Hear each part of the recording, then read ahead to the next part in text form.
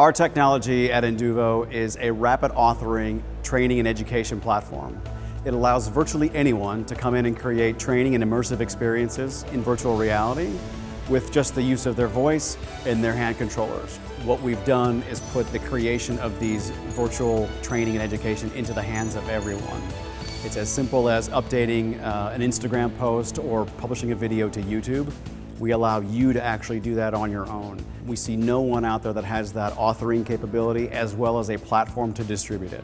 So once you've built your immersive experiences in our software, you then have a platform to distribute it just like any other social media. We have a number of scenarios that we're actually helping the warfighter today and propose going forward. The two main use cases that we see are in the healthcare and medical space, as well as in the maintenance and fixing of machines and trucks and things like that. What we're finding is that training is widely dispersed inside of the Air Force today. We're in active deployments today with a number of organizations inside of the Air Force. We're deploying it already with a maintainer on the field and flight line.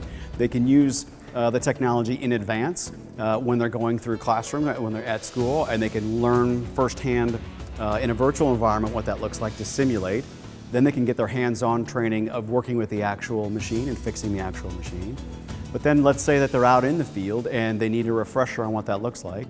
They're able to pull up a mobile device instead of a virtual reality device and get that same training content there in a ruggedized fashion when they need it, when they need to repair the machine. So from a hands-on tactical perspective, that's how we're helping the warfighter. We're working with the Air Force and other DoD organizations because we're making it more efficient. We're decreasing the cost by 60 to 70% sometimes of this training. We're reducing the time that it takes to bring warfighters up to speed on given tasks through this software as well. So we're providing both an effective and an efficient means of training. The process of going through the presentation and the demonstrations we found fantastic. We found the room very engaging, very helpful, asking critical questions, but also giving advice and pointers going forward. So found that very helpful, and we've really enjoyed the process so far. The feedback we've received has been all very positive.